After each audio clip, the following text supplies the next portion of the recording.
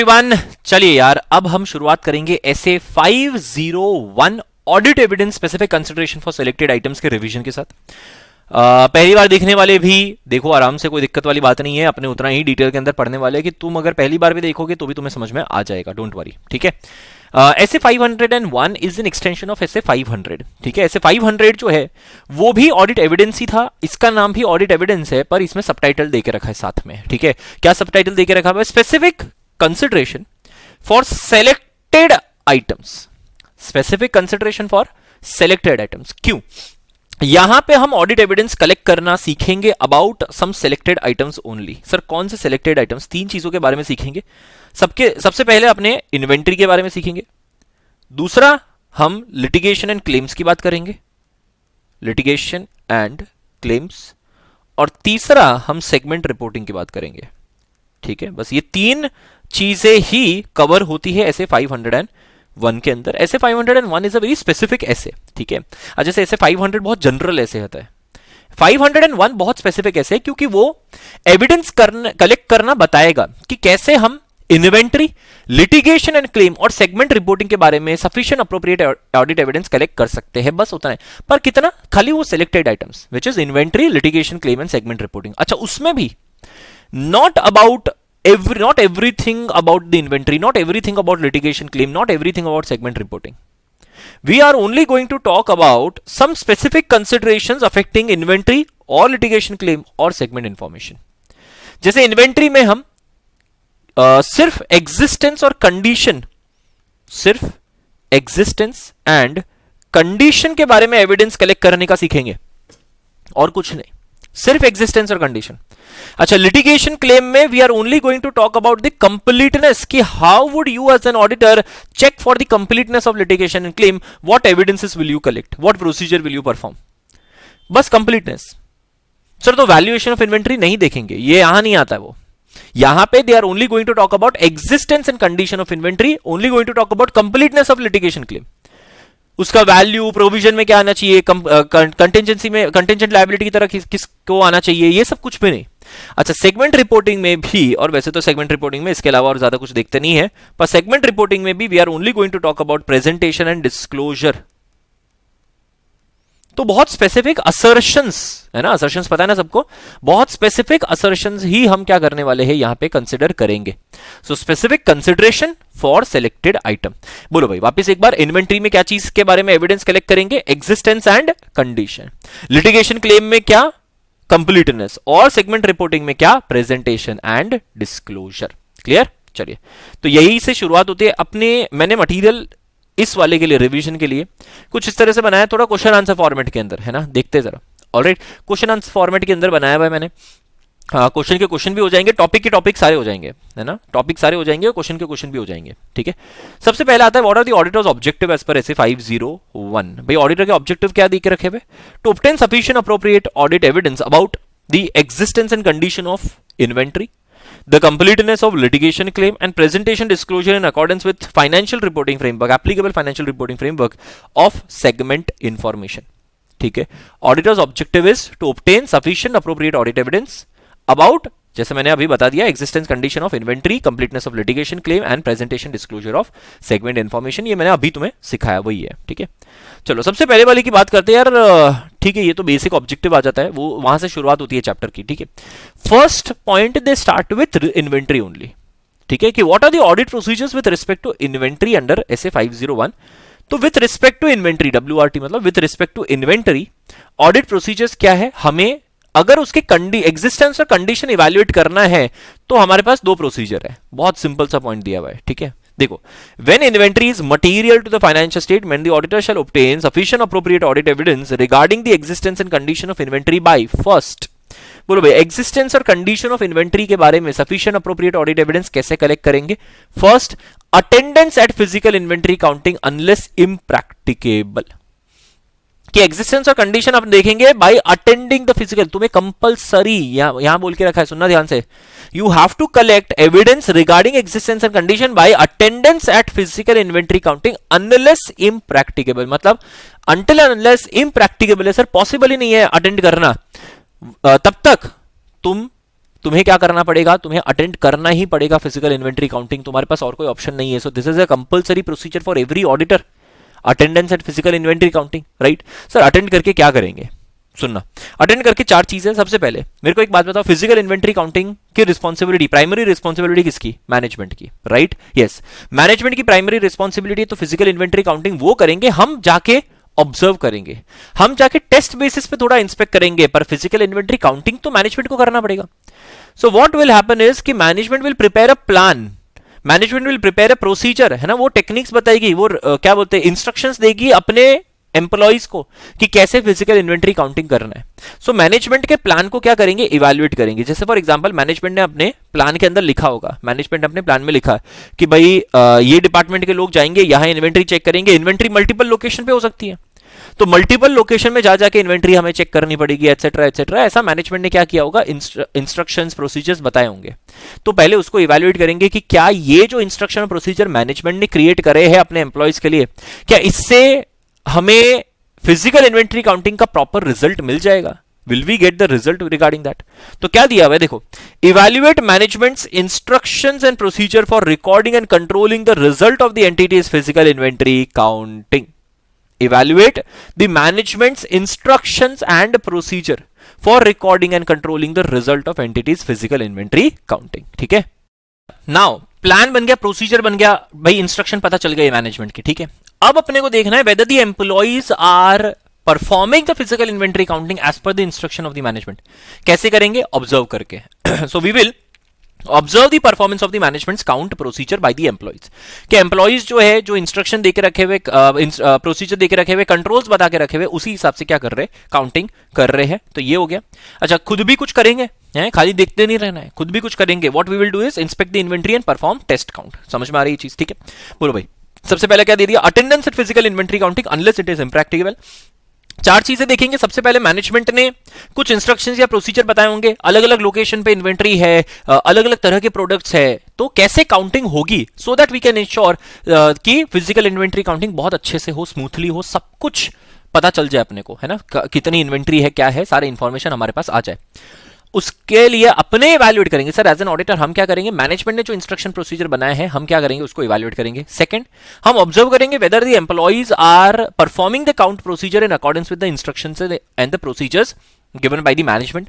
Third, हम खुद भी इंस्पेक्ट करेंगे इन्वेंट्री को, जा जाके चेक करेंगे इन्वेंट्री को, और खुद भी क्या करेंगे, थोड़ा टेस्ट काउंट करेंगे कि सर एक डब्बे में कितने प्रोडक्ट्स है, ऐसे कितने कार्टन्स है, एटसेट्रा एटसेट्रा. खुद भी थोड़े बहुत टेस्ट काउंट करेंगे. समझे. तो ये अटेंडेंस के टाइम पे क्या करना है, 4 चीजें करनी है, वो लिखी हुई है. Second, apart from that, once you are done with physical inventory counting, तुम चेक करोगे कि एंटिटी के जो फाइनल इन्वेंट्री रिकॉर्ड्स है वो एक्चुअल इन्वेंट्री काउंटिंग के हिसाब से क्या होने चाहिए, मैच होने चाहिए. आज मेरे को एक बात बताओ, अगर तुम काउंटिंग करते हो इन्वेंट्री की काउंट, एक सेकेंड, हाँ, आज तुम इन्वेंट्री की काउंटिंग करते हो, राइट, तो तुम किसी ना किसी को एक शीट मेंटेन करते होंगे, एक वर्किंग शीट मेंटेन करते होंगे जिसमें तुम पूरा लिखते होंगे, जिसे कहते हैं अपने स्टॉक रजिस्टर. ठीक है, फिजिकल स्टॉक रजिस्टर जो है उसके अंदर तुमने लिखा होगा कि भाई ये इन्वेंट्री है, इसकी इतनी क्वांटिटी है, ये इन्वेंट्री, इसकी इतनी क्वांटिटी है. Now your in final inventory records जो है, फाइनल इन्वेंट्री रिकॉर्ड्स मतलब जो फाइनली जो अपने ट्रेडिंग पीएनएल में, ट्रेडिंग पीएनएल और बैलेंस शीट में दिखता है, वो अमाउंट इस इन्वेंट्री रिकॉर्ड के साथ क्या होना चाहिए, मैच होना चाहिए. समझे. तो बात यही कर रहा है कि perform audit procedure over entities final inventory records, मतलब ट्रेडिंग पीएनएल, बैलेंस शीट, जो भी इन्वेंट्री के रिकॉर्ड्स है फाइनली, जो अल्टीमेटली रिफ्लेक्ट होते हैं in your financial statement, determine करो कि they accurately reflect the actual inventory count result. कि एक्चुअल इन्वेंट्री काउंट रिजल्ट से जो चीजें अपने डिटरमाइन हुई है वो एक्यूरेटली रिफ्लेक्ट हो रहा है. ठीक है. नाउ ये हो गई भाई बात किसकी, audit procedure with respect to inventory पे. पर अब कुछ प्रोसीजर्स करेंगे अपने स्पेशल सर्कमस्टांसेस के अंदर. ठीक है. क्वेश्चन बनाया हुआ है, what are the audit procedure required under special circumstances with respect to SA 501 for inventory. Question का क्वेश्चन हो गया, टॉपिक का टॉपिक हो गया. क्वेश्चन आ गया, what are the audit procedures required under special circumstances with respect to SA 501 for inventory. Special circumstances मतलब क्या होते हैं, जैसे फॉर एग्जांपल मान लो inventory counting is conducted at a date other than balance sheet date. हाँ, inventory counting is conducted at a date other than balance sheet date मतलब क्या. यूजुअली मेरे को एक बात बताओ, बैलेंस शीट डेट यानी 31 ऑफ मार्च, 31 मार्च को इन्वेंट्री काउंटिंग होनी चाहिए टेक्निकली तो, क्योंकि 31 मार्च का अपने को क्या करना है, स्टॉक दिखाना है अपने को बैलेंस शीट में। बट मेरे को एक बात बताओ, प्रैक्टिकली तुम लोगों ने भी देखा ही होगा यार अपने आर्टिकलशिप के अंदर, क्या 31 मार्च को ही इन्वेंट्री काउंटिंग हो सकती है? सर इतनी सारी कंपनीज होती है, हर एक की 31 मार्च को इन्वेंट्री काउंटिंग नहीं हो सकती, पॉसिबिलिटी नहीं रहती। तो यूजुअली इन्वेंट्री काउंटिंग कब होती है? Starting of the next month में, यूजुअली तो बाद में ही होती है, ठीक है। Starting of the next month में 4 अप्रैल हो गया, ठीक है, फर्स्ट अप्रैल, 2 अप्रैल, 3 अप्रैल, 4 अप्रैल, 5 अप्रैल, तो स्टार्टिंग फर्स्ट वीक्स 10 डेज के अंदर यूजुअली इन्वेंट्री काउंटिंग हो जाती है, ठीक है। मान लो 4 अप्रैल को इन्वेंट्री काउंटिंग हुई है, तो क्या करना है अपने को? Obviously we need the figures of 31 मार्च।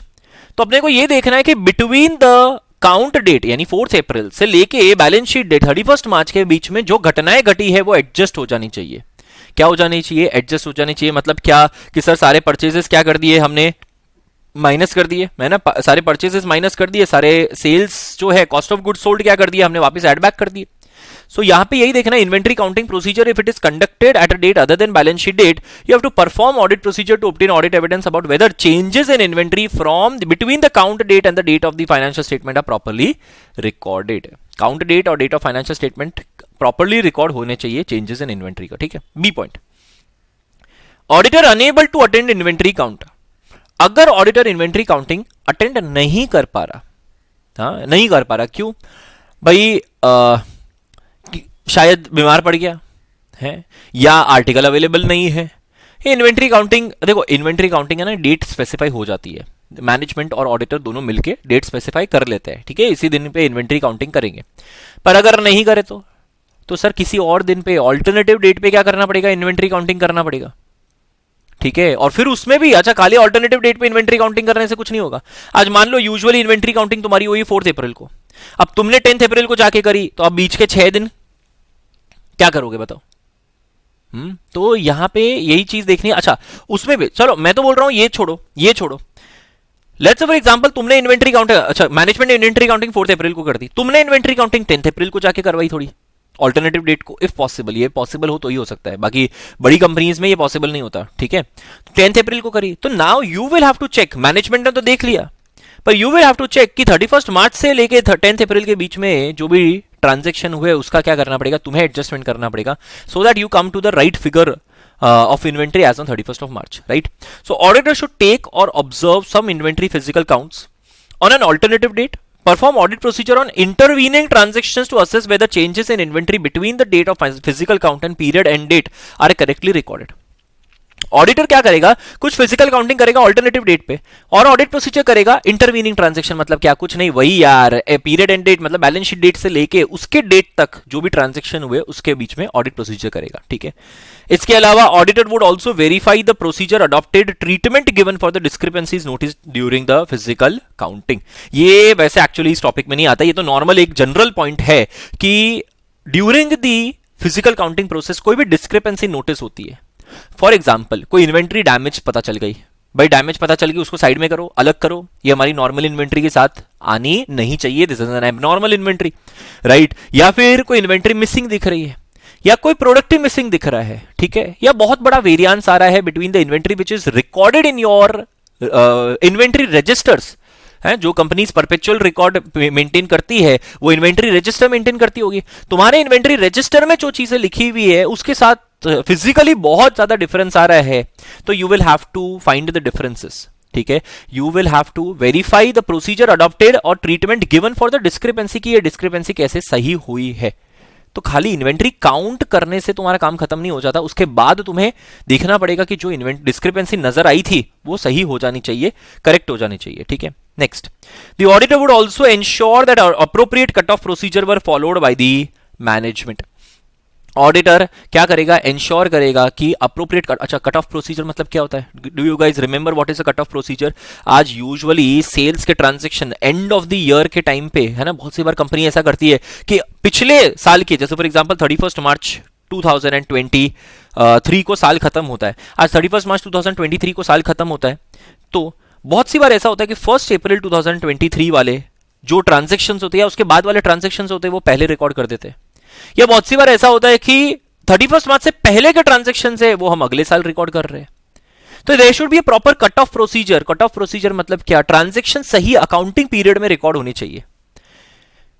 से for example, I give you an example, sales हुआ, मान लो सेल्स का ऑर्डर आया 30th ऑफ मार्च को, सेल्स का ऑर्डर आया 30th ऑफ मार्च, ये सेल्स ऑर्डर आया 31st मार्च को, सेल्स का इनवॉइस बन गया, पर गुड्स डिस्पैच हुए 2 अप्रैल को।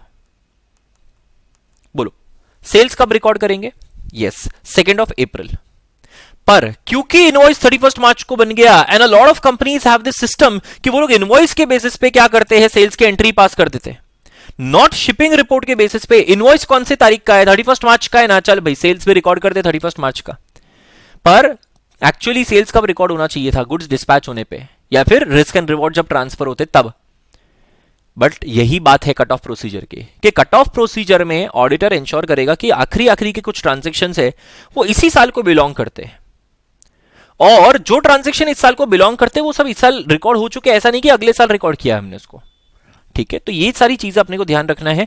सो यहां पे ये भी दिया हुआ है, auditor will also ensure appropriate cut off procedure were followed by the management, कि प्रॉपर कट ऑफ, कि आखिरी के ट्रांजेक्शन में मैनेजमेंट को भी ध्यान होना चाहिए कि कौन से ट्रांजेक्शन इस साल रिकॉर्ड करो और कौन से ट्रांजेक्शन अगले साल रिकॉर्ड करो। ठीक है, next, he should get a return representation. अब बोल रहा है, ये सब जनरल पॉइंट्स है, ठीक है, अब बोल रहा है कि apart from the physical inventory counting, वो तो करेगा ही, पर मेरे को एक बात बताओ, क्या auditor at every point of time हर जगह प्रेजेंट था फिजिकल इन्वेंट्री काउंटिंग में? नहीं, राइट। अच्छा, कुछ इन्वेंट्री के वेयर हाउसेज या इन्वेंट्री जहां जहां पड़ी है वहां पे ऑडिटर शायद गया भी नहीं होगा, क्योंकि शायद इन्वेंट्री इतनी ज्यादा मटेरियल नहीं है, वहीं के मैनेजमेंट को बोल दिया होगा भाई तू ही चेक कर ले। तो a lot of times auditor ने सफिशिएंट अप्रोप्रिएट ऑडिट एविडेंस ऐसे तो कलेक्ट किया ही होगा, बट फिर भी एक तसल्ली के लिए ऑडिटर क्या ले लेगा, एक रिटर्न रिप्रेजेंटेशन ले लेगा मैनेजमेंट से, कि मैनेजमेंट ने इन्वेंट्री के रिगार्डिंग सारी इंफॉर्मेशन ऑडिटर को प्रोवाइड करी है, एंड अश्योरेंस दिया है कि फिजिकल इन्वेंट्री का काउंटिंग का जो प्रोसीजर था वो बराबर तरीके से हुआ है, ऐसा अश्योरेंस ले लो मैनेजमेंट से। ठीक है, so he should get a return representation on completeness of information provided regarding the inventory. Inventory के रिगार्डिंग जो भी इंफॉर्मेशन है, इन्वेंट्री रजिस्टर हो गए या ट्रांजेक्शन हो गए, कौन से वेयरहाउस में इन्वेंट्री है, किस तरह के प्रोडक्ट है, कितने क्वांटिटी में है, सब कुछ वो इंफॉर्मेशन एकदम कंप्लीट है, कुछ भी मिसिंग नहीं है। और second, the management should also give an assurance with regards to adherence to the laid down procedure for physical inventory counting. Physical inventory counting के लेड डाउन प्रोसीजर जो भी है वो अडियर किया गया है। ठीक है, अच्छा, अब तीसरा पॉइंट आ जाता है कि मान लो कि attendance at inventory counting is impracticable. ये तीसरा मतलब ये अलग पॉइंट ही है, एक्चुअली ये सी में नहीं आना चाहिए, ये अलग ही पॉइंट है। Attendance at physical inventory counting is impracticable. Sir possible ही नहीं है, पॉसिबल ही नहीं है। क्यों ऐसा हो सकता है? शायद इन्वेंट्री एक ऐसे लोकेशन पे है जहां पे जाना ही पॉसिबल नहीं है, which poses a threat to the safety of the auditor. मान लो पाकिस्तान के किसी वेयरहाउस में है, पाकिस्तान के किसी वेयरहाउस में, या कनाडा के किसी वेयरहाउस में हो गया है अभी के केस में, तो ऐसे केसेस में attendance at physical inventory counting would be impracticable. हम नहीं जा सकते। सर ऐसे केसेस में क्या करें? देखो, कोई भी ऐसे का है ना, एक कॉमन प्रोसीजर आता है, उस ऐसे के रिक्वायर्ड जो प्रोसीजर है, ऐसे के रिगार्डिंग जो रिक्वायर्ड प्रोसीजर है, वो अगर तुम नहीं कर सकते तो you will have to perform some kind of alternative procedure. ठीक है, क्या परफॉर्म करना पड़ेगा? Alternative procedure. और ऑल्टरनेटिव प्रोसीजर से अगर सफिशिएंट अप्रोप्रिएट ऑडिट एविडेंस नहीं मिलता है तो you will have to consider modifying your opinion as per SA 705। Common procedure है, कोई भी ऐसे में जो भी रिक्वायर्ड प्रोसीजर देके रखी है वो अगर फॉलो नहीं हो रहा तो परफॉर्म ऑल्टरनेटिव प्रोसीजर, और उससे भी अगर सफिशिएंट अप्रोप्रिएट ऑडिट एविडेंस नहीं मिल रहे तो फिर you don't have any other option but to modify your opinion if you find that the misstatement या possible misstatement is material, you have to modify your opinion as per SA 705। ठीक है, so ये लिखा हुआ है, perform alternative procedure to obtain sufficient appropriate audit evidence regarding existence and condition of inventory. And alternative audit procedure के कुछ example देखे रखे हुए, जैसे for example inspection of documentation of subsequent sale of specific inventory items acquired और purchase prior to physical inventory counting. मतलब क्या? मान लो 31st, ये इन्होंने ना थोड़ा सा कॉम्प्लेक्स एग्जांपल यहां पे दिया हुआ है, 31st मार्च के पहले मैंने कोई इन्वेंट्री एक्वायर करी है और वो मैंने अप्रैल में सेल करी है। तो आज मान लो कि मैंने अप्रैल के अंदर, ऑब्वियसली बात है यार, कंपनी है ना टेक्निकली यूज, ज्यादातर कंपनीज जो है ना वो फीफो मेथड यूज करती है, जो पहले इन्वेंट्री बनी होती है उसी को पहले बाहर करती है। सही है, तो अप्रैल में इनिशियली मैं ट्रांजेक्शंस देखूंगा और मैं ट्रांजेक्शन देखूंगा कि यार ये जो इन्वेंट्री है ये कौन से साल की है, इस साल ही नया नया फ्रेश परचेस किया है। अगर फ्रेश परचेज किया है तो ये मेरे काम की नहीं है, पर अगर ये पिछले साल की इन्वेंट्री है तो मैं इसको पिछले साल में डालूंगा। अच्छा, ये सब्सीक्वेंट सेल मैं रिकॉग्नाइज करूंगा और मैं उससे पता करूंगा कि सब्सीक्वेंट कितना सेल हुआ है, उतनी इन्वेंट्री फिर मैं उसको एडजस्ट करने की कोशिश करूंगा कि भाई इतनी इन्वेंट्री पॉसिबली 31 मार्च को अवेलेबल है। पर इसके अलावा एक और ऑल्टरनेटिव प्रोसीजर मैं तुम्हें बताता हूं, यूजुअली कोविड के टाइम पे यही किया था। बहुत सारी कंपनीज जो है, तुम लोगों को पता होगा कि 31 मार्च के अलावा क्वार्टरली भी क्या करती है, अच्छा इफ नॉट मंथली क्वार्टरली भी कम से कम फिजिकल इन्वेंट्री काउंटिंग करवाती है। तो जैसे फॉर एग्जांपल मान लो मेरा एक क्लाइंट था जिसका 31 दिसंबर को फिजिकल इन्वेंट्री काउंटिंग हुआ था, हम भी थे उसके अंदर, हमने वो भी अटेंड किया ही था, तो we had already attended the physical inventory counting as on 31st of December. Now अगर मैं 31 मार्च को चेक नहीं कर सकता तो what I can do is 31 दिसंबर वाला जो इन्वेंट्री रिकॉर्ड्स है वो लूंगा एज अ बेस, और उसके ऊपर जितने परचेजेस है वो सारे परचेज की क्वांटिटी सारी ऐड कर दिया, सेल्स की सारी क्वांटिटी क्या कर दी, माइनस कर दी, है ना, सेल्स की सारी क्वांटिटी माइनस कर दी, ठीक है।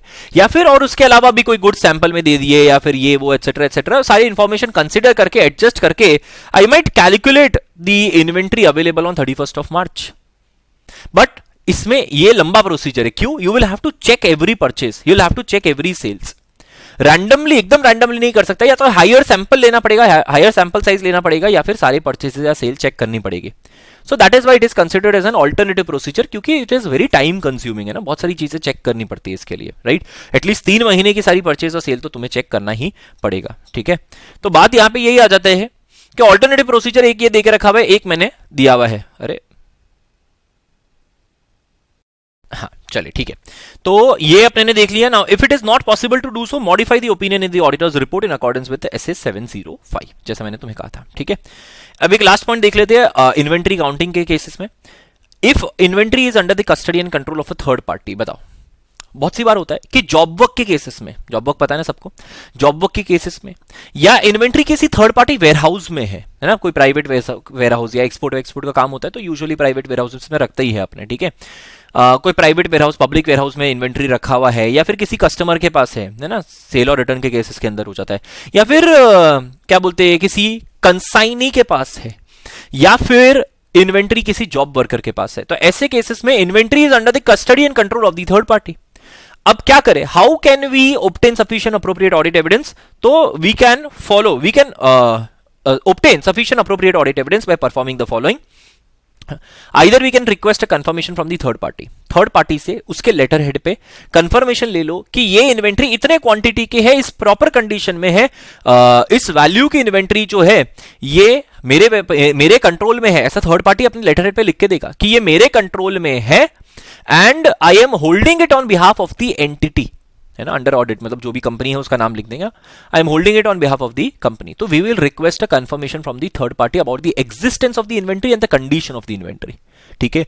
और अगर पॉसिबल है तो बाय परफॉर्मिंग द फॉलोइंग, मतलब आइदर ऑफ द बोथ हो सकता है या दोनों कर सकते हैं, जो भी करना है जितना कर सकते हो। अगर पॉसिबल है तो we can also go to that third party's place and we can perform inspection और अदर ऑडिट प्रोसीजर, ठीक है। We can perform inspection other audit procedure. अब कभी कभार ऐसा हो सकता है कि यार वो थर्ड पार्टी जो है रिलेटेड पार्टी है, अब वो जो कह रहा है ना मेरे को उसके ऊपर बिल्कुल भरोसा नहीं हो रहा, मतलब उसका रिप्रेजेंटेशन या उसका कंफर्मेशन बिल्कुल मायने रखेगा ही नहीं, बिल्कुल मेरे को मायने नहीं रखने वाला। अब ऐसे केसेस में क्या होगा, तो बहुत सारी तरीके होते हैं यार इन्वेंट्री थर्ड पार्टी के पास वैल्यू करने के, है ना, मतलब देखने के लिए कि कितनी क्वांटिटी ऑफ इन्वेंट्री है। तो if doubt arises over the integrity और objectivity of the third party, perform the following. First, you can, जैसा मैंने कहा था तुम्हें कि यार नहीं डाउट हो रहा है तो तुम जाके खुद ही अटेंड करो, अटेंडिंग या तो खुद अटेंड करो या फिर किसी दूसरे ऑडिटर को भेजो। कभी कभार होता है दूसरे शहरों में होता है ना, तो हम खुद जाके नहीं चेक करते, वहीं के किसी सिटी के अंदर, जैसे फॉर एग्जांपल आज मेरे को चेन्नई में अगर मान लो कंपनी की वेयर हाउस है तो मेरे को चेन्नई जाके इन्वेंट्री काउंटिंग करने की जरूरत नहीं है। बहुत ज्यादा मटेरियल हुआ तो शायद कर भी लूंगा, पर अगर बहुत ज्यादा मटेरियल नहीं है फिर भी मेरे को फिजिकल इन्वेंट्री काउंटिंग करवाना है उसका, तो मैं वहीं चेन्नई के किसी ऑडिटर के साथ कांटेक्ट करूंगा और उसको ही बोल दूंगा कि भाई तू जाके क्या कर दे, थर्ड पार्टी के जो भी थर्ड पार्टी है उसके वहां पे जाके फिजिकल काउंटिंग कर दे। तो either attending or arranging for another auditor to attend the third party's physical counting of inventory if practicable. Third party के फिजिकल काउंटिंग में जाके अटेंड करेंगे, या फिर we can also obtain a service auditor's report on the adequacy of the third party's internal control with respect to proper count and safeguard of the inventory. यानी क्या, third party के auditor से एक service auditor, यानी third party का auditor जो है वो हमारे लिए क्या बन जाएगा, सर्विस ऑडिटर। ऐसे 402 नहीं हुआ है अगर तुम्हारा, तो ऐसे 402 के अंदर ये दिया हुआ है। वहां पे यूजुअली हम अकाउंटिंग और इन सब की बात करते हैं, पर इसकी भी बात हो सकती है कि जो थर्ड पार्टी है वो हमारे लिए सर्विस ऑडिटर बन जाएगा। आज जैसे फॉर एग्जांपल मैंने XYZ वेयरहाउस के अंदर अपनी गुड्स रखे हुए, मैं अगर चाहता हूं, देखना चाहता हूं कि यार इन्वेंट्री काउंटिंग प्रॉपर तरीके से हो रही है, कंट्रोल प्रॉपर है, तो मैं क्या करूंगा पता है, उस XYZ वेयरहाउस के ऑडिटर को बोलूंगा भाई तू मेरे को क्या कर दे, एक सर्विस ऑडिटर का रिपोर्ट दे दे कि मैंने इनका इंटरनल कंट्रोल सिस्टम चेक कर लिया with regards to proper counting and safeguarding of the inventory and there is nothing to worry about. ऐसा सर्विस ऑडिटर का रिपोर्ट ऑब्टेन कर लूंगा so that I can at least have an evidence कि मैंने इस वजह से रिलाई किया है because the service auditor has assured me, मेरे को उसने अश्योर किया है कि इन्वेंट्री काउंटिंग और इन्वेंट्री के कंडीशन के रिगार्डिंग है ना प्रॉपर सेफगार्ड्स, प्रॉपर कंट्रोल्स है। ठीक है। तीसरा, inspecting documents, for example warehouse के रिसीट्स हो जाते हैं। कभी बहुत सी बार है ना, तुम वेयरहाउस में अगर डिपॉजिट करते, मतलब अपने गुड्स अनलोड कर देते हो और वहां स्टोर करते हो ना, तो वेयरहाउस वाला तुम्हें एक रिसीट देता है जिसके अंदर लिखा होता है कि तुम्हारी कितने क्वांटिटी है, कितने बॉक्सेस है, एटसेट्रा एटसेट्रा, क्या प्रोडक्ट है, ऐसा पूरा वेयरहाउस का रिसीट होता है। तो you can inspect the document. आज भाई वही डॉक्यूमेंट देखेगा, उसमें वेयरहाउस के रिसीट में दिख जाएगा भाई इतनी क्वांटिटी ऑफ इन्वेंट्री है और वही बुक्स ऑफ अकाउंट्स में मैच हो रही है, तो दिक्कत वाली बात नहीं है। ठीक है।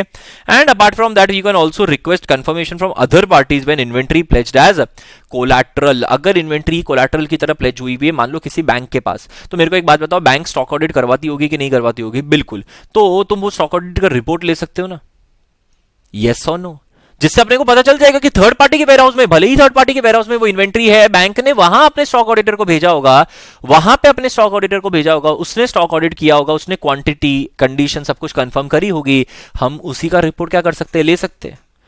सो यहां पे दिया हुआ है कि requesting confirmation from other parties, तो basically we are talking about कि we can request confirmation from the other auditor या ऐसा करके when inventory is pledged as the collateral. Bank से ले लो कंफर्मेशन या तो ऐसा। ठीक है।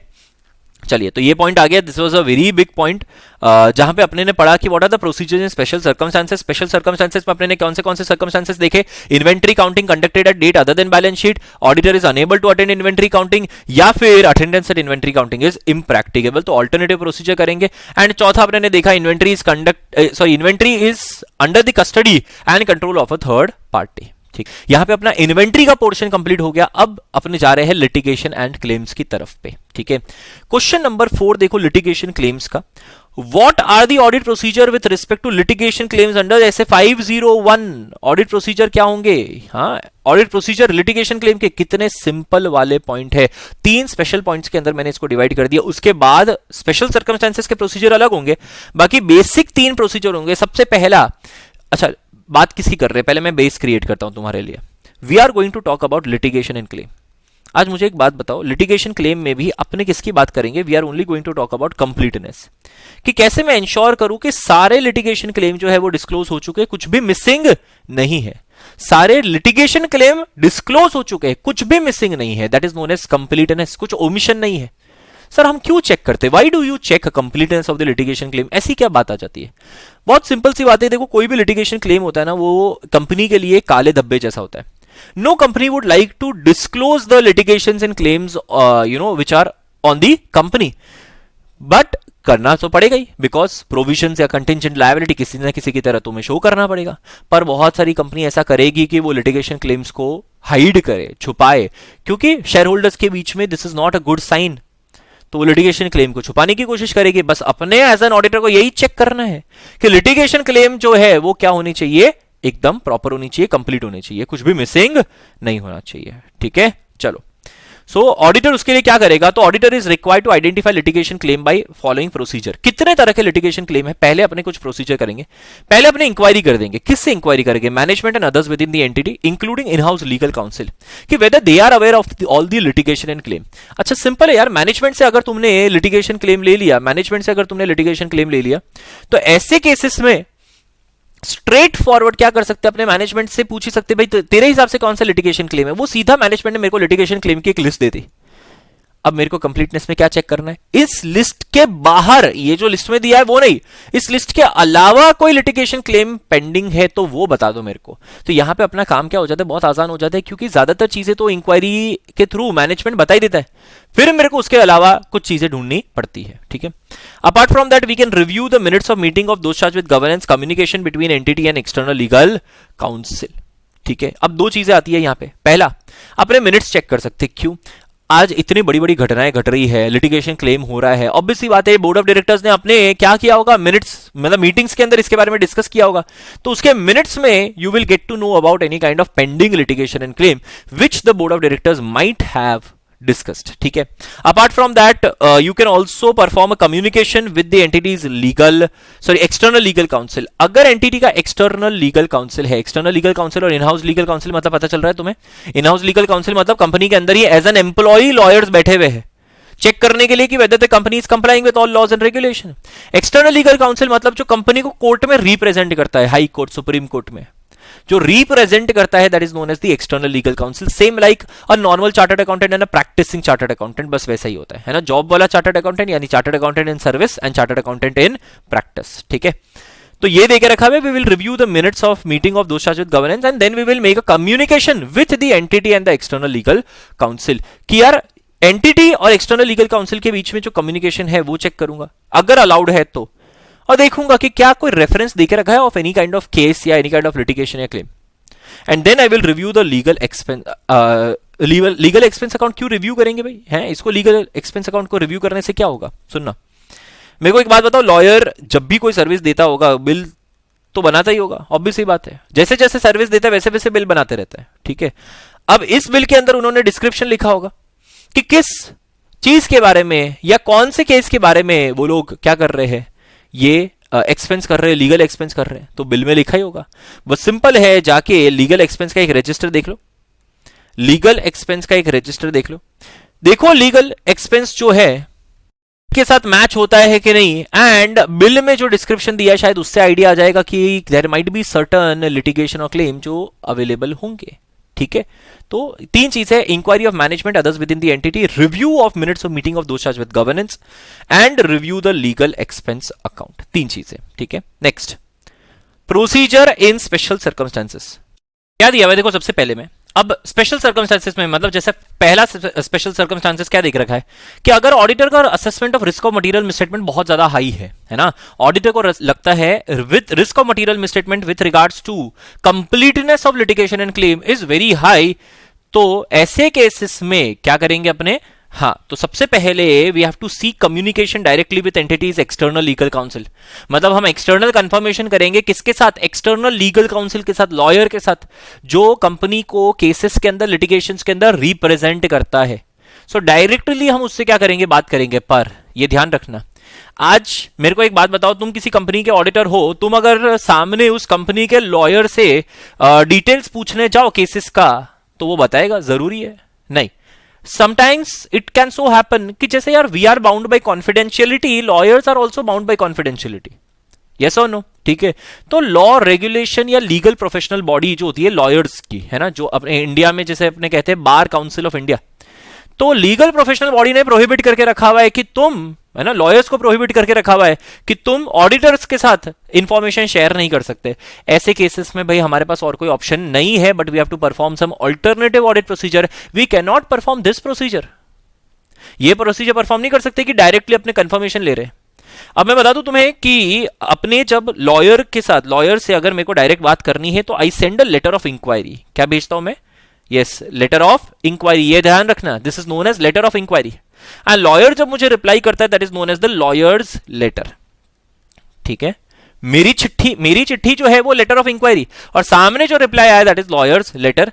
पर बात जो हो गई कि इफ लॉ रेगुलेशन या रिस्पेक्टिव लीगल प्रोफेशनल बॉडी जो है वो प्रोहिबिट करता है एंटिटी के एक्सटर्नल लीगल काउंसिल को to communicate directly with the auditor shall perform alternative audit procedure, फिर ये रास्ता नहीं आएगा। ठीक है, अच्छा, दूसरा, इट कैन सो हैपन कि management is refusing to permit auditor to communicate, है ना, वो मैनेजमेंट एक्सटर्नल लीगल काउंसिल से बात ही करने नहीं दे रहा, या फिर मैनेजमेंट जो है वो क्या बोलते, तुम्हें उसको लेटर भेजने नहीं दे रहा, वॉट एवर इट इज। ठीक है, अगर मैनेजमेंट कोऑपरेट नहीं कर रहा, this is a scope limitation, ऐसे केसेस में यस देखो यहां पे लिखा हुआ है, आंसर सीधा लिखा हुआ है modify opinion in accordance with SA 705, but उसके पहले you will always go with the alternative audit procedure. Alternative audit procedure नहीं मिल रहा, मैनेजमेंट ने मना कर दिया, देखो एक्सटर्नल लीगल काउंसिल के साथ बात करने से मैनेजमेंट ने मना कर दिया, तुम्हें ऑल्टरनेटिव प्रोसीजर भी नहीं पता चल रहा, कोई उससे सफिशिएंट अप्रोप्रिएट एविडेंस नहीं आ रही, तो फिर you will have to modify opinion in accordance with SA 705।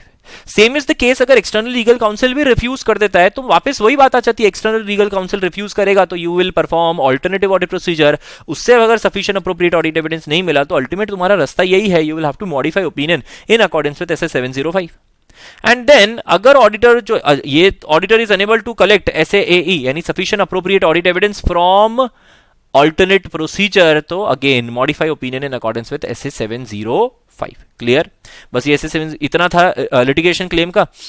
ये कुछ स्पेशल पॉइंट्स थे, यहां पे ऑडिट प्रोसीजर दिए हुए 3, इंक्वायरी करो, रिव्यू करो किसको, मिनट्स ऑफ मीटिंग को, रिव्यू करो किसको, लीगल एक्सपेंस अकाउंट को। फिर स्पेशल सर्कमस्टेंसेस में देख लिया कि जब रिस्क ऑफ मटेरियल मिसस्टेटमेंट बहुत ज्यादा है, ठीक है, तो ऐसे केसेस में हम एंटिटी के एक्सटर्नल लीगल काउंसिल के साथ क्या करेंगे, बात करेंगे, ठीक है, डायरेक्टली कम्युनिकेट करेंगे।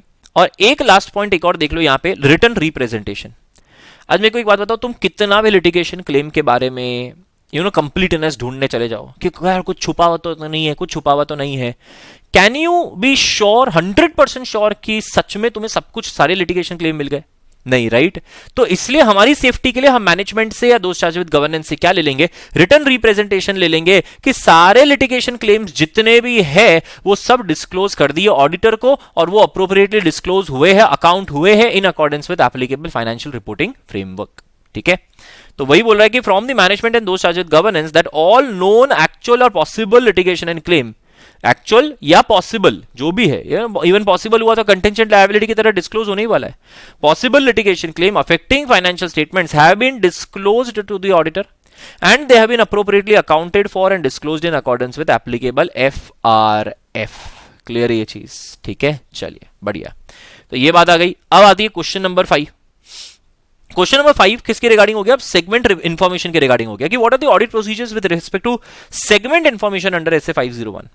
अब सेगमेंट इंफॉर्मेशन की बात आ गई भाई, अब सुनना ध्यान से भाई, सेगमेंट इंफॉर्मेशन छोटा सा पोर्शन है, कुछ ज्यादा बड़ा नहीं है, इतना सही पोर्शन है, उसके बाद तो मैं एक्स्ट्रा एक क्वेश्चन करवा रहा हूं, खाली एक एक्स्ट्रा क्वेश्चन करवा रहा हूं जो कर चुके अपने ऑलरेडी, खाली वो क्वेश्चन देखना है अपने को। इतना सा छोटा सा पोर्शन है सेगमेंट इंफॉर्मेशन में, कुछ ज्यादा नहीं, अगर 3-4 मार्क का आएगा तो आएगा, नहीं तो नहीं आएगा। ठीक है, देखो you guys are aware about the disclosure of the segment information कि कंपनी को अपने एनुअल रिपोर्ट के अंदर सेगमेंट वाइज क्या करना पड़ेगा, इंफॉर्मेशन डिवाइड करनी पड़ेगी, डिस्क्लोज करना पड़ेगा, right. Primary reporting segment, secondary reporting segment, business segment, geographical segment, इस तरीके से। ठीक है, तो वो चीज तुम्हें पहली बात तो पता होनी चाहिए। ठीक है, अब उसमें ऑडिटर क्या चीजें चेक करेगा, 2 चीजें चेक करेगा। पहला, अब यहां पे देखो, auditor shall obtain sufficient appropriate audit evidence regarding presentation and disclosure of segment information in accordance with applicable FRF by first. मेरे को एक बात बताओ, तुम अगर किसी कंपनी में गए, I don't know whether you have seen this in your articleship और नॉट, पर अगर कोई किसी कंपनी के मान लो 6 सेगमेंट है, A B C D E F, ठीक है, क्या कंपनी सेगमेंट इंफॉर्मेशन को एकदम एंड ऑफ द ईयर में ऐसे डिवाइड करने बैठेगी कि सारा इंफॉर्मेशन एक साथ था, अब हम उसको डिवाइड कर रहे हैं A B C D E F के बीच में, या पहले से ही एक ऐसा प्रोसीजर सेट किया होगा जिससे जैसे जैसे ट्रांजैक्शन होते जा रहे हैं वैसे वैसे वो सेगमेंट वाइज डिवाइड हो रहे हैं? कह रहे ये परचेस किसका है, ए का है, ये परचेस किसका है, बी का है, ये डी का है, ये सेल किसका है, सी का, ये ई का, डिवाइड होता जाएगा सेगमेंट के बीच में, या एंड में सारे purchase, sale, income, expense, asset और लायबिलिटी सबको डिवाइड करने बैठेंगे अपने A B C D E F के बीच में? नहीं, पहले से एक मैनेजमेंट ने क्या किया होगा, प्रोसीजर सेट करके रखा होगा, तो डिवाइड द कंप्लीट इंफॉर्मेशन, भले वो इनकम, एक्सपेंस, असेट है या लायबिलिटी है, इनटू सेगमेंट्स। जैसे अगर तुम्हें टैली का पता हो तो टैली के अंदर कॉस्ट सेंटर का एक फीचर आता है। Cost centre is nothing but cost centre का यूटिलाइज करके बहुत सारे कंपनीज अगर टैली यूज करती है, वैसे आजकल ज्यादातर कंपनीज जो है वो टैली यूज नहीं करती, बट फिर भी जो कंपनीज अगर छोटी मोटी कंपनीज होती है टैली यूज करती है, सेगमेंट इंफॉर्मेशन अगर उनको शो करना है तो कैसे करते पता है, कॉस्ट सेंटर्स में डिवाइड कर देते हैं। और ट्रांजैक्शन कभी भी एंटर करने के बाद टैली पूछेगा तुम्हें कि कॉस्ट सेंटर कौन सा कॉस्ट सेंटर, तो तुम बोल दो segment A, segment B, segment C, segment D. तुम डिवाइड भी कर सकते हो सेगमेंट बी और सी के बीच में या ए और डी के बीच में, ऐसे करके। राइट तो पहले तो you have to obtain an understanding of the method used by management in determining segment information, कि मैनेजमेंट कौन सा अकाउंटिंग सॉफ्टवेयर यूज कर रहा है या कौन सा मेथड यूज कर रहा है जिससे वो अपनी सारी इंफॉर्मेशन को सेगमेंट इंफॉर्मेशन के बीच में बाइफरकेट कर रहा है, ठीक है। And you have to evaluate whether such methods are likely to result in a disclosure in accordance with applicable FRF. तुम्हें ये इवैल्यूएट करना है कि ये जो तरीका है, ठीक है, आज जैसे टैली के अंदर भी कॉस्ट सेंटर वाला जो तरीका है ना, वो तुम्हें डिवाइड करके देगा, अगर मॉडिफाइड वर्जन थोड़ा सा करोगे तो वो तुम्हें डिवाइड करके देगा एज रिक्वायर्ड बाय क्या बोलते हैं अकाउंटिंग स्टैंडर्ड्स, राइट। तो you have to evaluate whether such method, जो भी मेथड मैनेजमेंट ने अडॉप्ट किया है इन डिटरमाइनिंग सेगमेंट इंफॉर्मेशन, क्या इन मेथड की वजह से एप्लीकेबल एफआरएफ की वजह से सेगमेंट इंफॉर्मेशन के इंडेक्स की वजह से डिस्क्लोजर हो रहा है कि नहीं। एंड वेयर अप्रोप्रिएट तुम खुद भी जाके उस मेथड को क्या करोगे, टेस्ट करोगे। फॉर एग्जांपल कोई एंट्री पास कर दी अपने ने, देख ली कि कैसे बाइफरकेट हो रहा है बिटवीन द सेगमेंट्स, कैसे रिपोर्ट हो रहा है, फाइनली रिपोर्ट जो जनरेट होकर निकलता है क्या वो उसी फॉर्मेट में है which is required, does it have all the information which is required by segment information, समझे, ठीक है, सेगमेंट रिपोर्टिंग मतलब। And be apart from that segment information में तुम एनालिटिकल प्रोसीजर भी कर सकते हो। एनालिटिकल प्रोसीजर में सर क्या कर सकते हैं हम, सेगमेंट के एक सेगमेंट के इंफॉर्मेशन को दूसरे सेगमेंट के साथ क्या कर सकते हैं, कंपेयर कर सकते हैं, ठीक है, इंक्रीज डिक्रीज देखने के लिए, या तो हाँ अच्छा ये भी कर सकते हैं कि सेगमेंट के एक पर्टिकुलर सेगमेंट के करंट ईयर के इंफॉर्मेशन को अपने प्रीवियस ईयर के इंफॉर्मेशन के साथ, हाँ प्रैक्टिकली सोचना, करंट ईयर के इंफॉर्मेशन को प्रीवियस ईयर के सेगमेंट इंफॉर्मेशन से कंपेयर करेंगे, देखेंगे सेगमेंट वाइज कितना ज्यादा इंक्रीज या डिक्रीज हो रहा है। अगर किसी सेगमेंट में कोई पर्टिकुलर एक्सपेंस बहुत ज्यादा है, किसी दूसरे सेगमेंट में बहुत कम है, प्रोबेबली एलोकेशन करने में गड़बड़ आ गई होगी, शायद तुमने बराबर एलोकेशन किया ना हो, ऐसा भी हो सकता है, यस और नो, डन। तो यही बात अपने को यहां पे ध्यान रखनी है। अच्छा दूसरी बात अपने एक और कर सकते हैं, बजट और एक्चुअल, सेगमेंट का जो बजट है उसके एक्चुअल कंपैरिजन कर सकते हैं, ठीक है। अच्छा एनीवे सेगमेंट इंफॉर्मेशन में एक चीज तुम्हें ध्यान रखनी है, एलोकेशन का क्राइटेरिया जो है वो कंसिस्टेंट होना चाहिए, रैशनल होना चाहिए, कंसिस्टेंट होना चाहिए। जिस तरह से, जैसे फॉर एग्जांपल मान लो एक असेट है, अब मेरे को असेट को दो सेगमेंट के बीच में डिवाइड करना है, तो किस क्राइटेरिया में डिवाइड करूं। मान लो 10 करोड़ का असेट है, तो ये 10 करोड़ को कौन से रेशियो में डिवाइड करो, तो वो एक क्राइटेरिया रैशनल होना चाहिए। जैसे फॉर एग्जांपल बिल्डिंग है तो एरिया वाइज कर लो, इलेक्ट्रिसिटी एक्सपेंस है तो यूनिट वाइज कर लो, डिवाइड कैसे करेंगे उसका एक रैशनल वे होना चाहिए, ठीक है, जिसके और वो जो कंसिस्टेंट भी होना चाहिए, ये जिस तरीके से तुम डिवाइड कर रहे हो वो कंसिस्टेंट होना चाहिए, नेक्स्ट ईयर भी उसी तरीके से डिवीजन होना चाहिए सेगमेंट इंफॉर्मेशन का, समझे। चलिए भाई एक बात आ गई। अब एक है ना क्वेश्चन जो है आरटीपी में 2018 में बहुत लंबा चौड़ा इन्होंने क्वेश्चन पूछा था, यहां पे भी अगेन मई 18 के अंदर भी ओल्ड सिलेबस के पेपर में, मई 18 के अंदर भी इन्होंने 5 मार्क के लिए ये क्वेश्चन इन्होंने पूछा था। नाउ ये क्वेश्चंस मैंने क्यों इंक्लूड करे हैं यहाँ पे, द ओनली पर्पस इज कि बहुत सारे स्टूडेंट्स जो है ऐसे क्वेश्चन देख के घबरा जाते हैं, उनको ऐसे 501 आ जाता है पर क्वेश्चन देख के घबरा जाते हैं। So just to read the questions, answers तो हमारे पास ऑलरेडी है ही, ठीक है। क्वेश्चन क्या है, LMN Limited supplies navy uniform across the country. The company has 4 warehouses at different locations throughout the India and 5 warehouses at the borders. The major stocks are generally supplied from the borders, and LMN Limited appointed Messrs. OPQ and Company to conduct its audit for the financial year 2018-19. Partner of Messrs. OPQ and Company attended all the physical inventory counting conducted throughout India, ठीक है, but could not attend the same at borders due to some unavoidable reason. You are required to advise Messrs. OPQ and Company, ठीक है, ये एक चीज दी हुई है। और क्या एडवाइस करना है, देखो यहां लिखा हुआ है, how sufficient appropriate audit evidence regarding existence and condition of inventory may be obtained and how an auditor is supposed to deal with the attendance at physical inventory counting is impracticable, ठीक है।